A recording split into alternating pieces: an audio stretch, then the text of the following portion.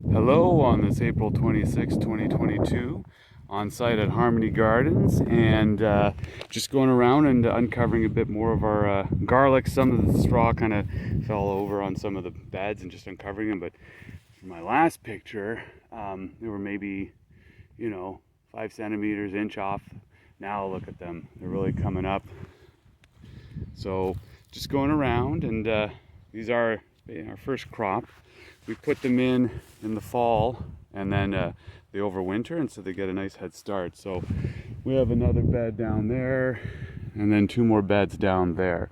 So that's it. That's it for the garlic story. I was in Ottawa over the weekend for kind of a semi-rally slash get together with candidates, meet and greet kind of thing. And Mike Schreiner came down, and he was doing his Stop the Sprawl tour in the Ottawa region. So got to, meet more of the local candidates for the Ottawa region, and we each got a chance to speak to issues. And for my riding, because hey, 80% of Glengarry, Prescott, Russell is farmland. So geographically, agriculture is a big part of our riding. So I spoke to food security and how we really have to make sure that a sustainable and local food supply, and we can deliver that. We are the oldest agriculture sector in Canada, and one of the oldest, I should say, at least in Ontario. So we spoke to that and how we really have to make sure we're transitioning the farmers and every industry, of course, but that's an important thing to make sure if we're going to build or upgrade the economy into the 21st century with cleaner tech.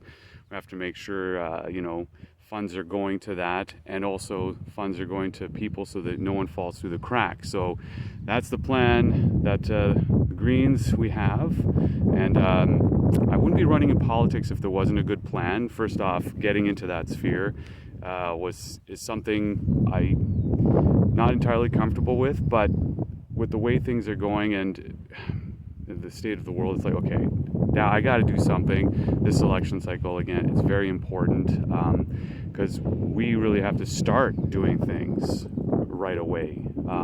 For if we were trying to avert 1.5 degrees of warming globally, if we're trying to really start this process of adopting the technology we have right now and starting that transition, so chiefly like electrification for our grid, and getting our heating systems upgrading using heat pump technology, retrofitting our buildings, getting affordable housing, because there's a housing crunch, so addressing that.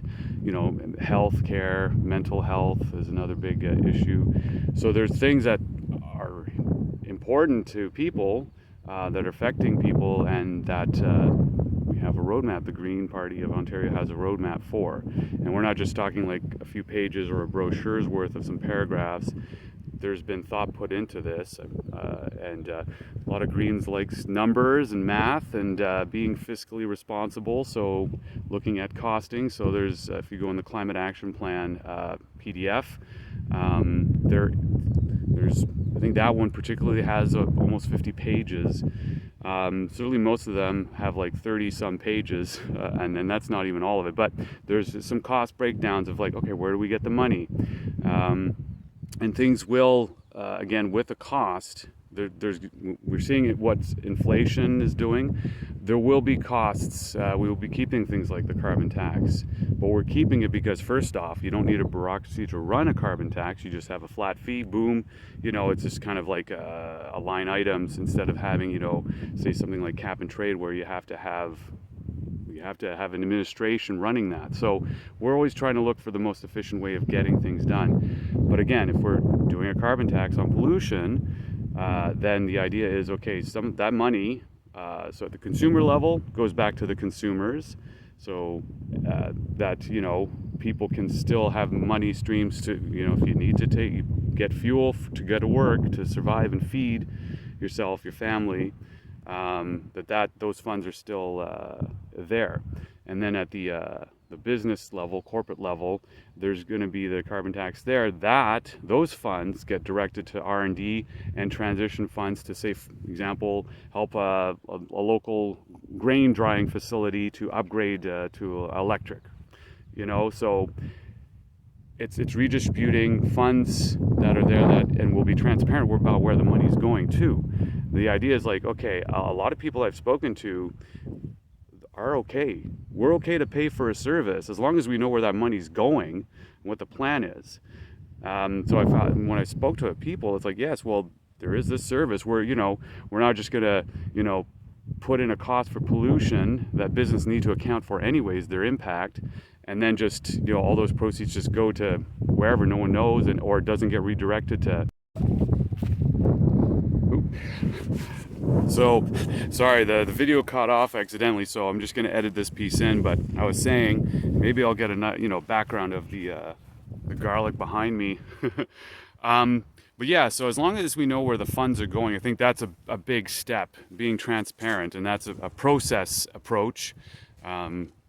Democracy, we need more transparency in the democracy. I'm a big don't throw the baby out with the bathwater. So there's been a lot of progress. How do we build up on that progress? So all that to say is, please go and check the gpo.ca / if you want to check out climate / health, / health. Or if you want to check out housing / housing. I'll put the links in the description below as well. And please have a read. The election will be starting May 4th when it officially starts, a week, and then the election itself is June 2nd. That's going to be, that'll come quick.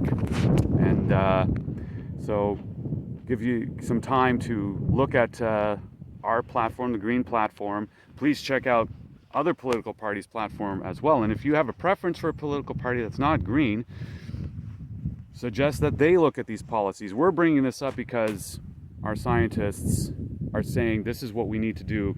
Here's a temperature mark that we can't reach. We should not reach this. It's a danger zone. Here's what we need to do. We have to reduce emissions. So there's a concrete number that we're working in. So again, we're just using math here. All right, to meet these targets, this is how much we have to do per year. It's budgeting. It's really budgeting. So taking those principles, that's where we're coming up with these numbers. That's where we're coming up with the roadmap of, okay, each year, incrementally, what do we need to do? And so we're not figuring it out as we go. There is a roadmap. I think the theme for today has been roadmap. Hope everyone has a good day. Talk soon. I'll put this video up, and have a great day, everyone. Take care. Now I'm going to see if I can find the record button without looking.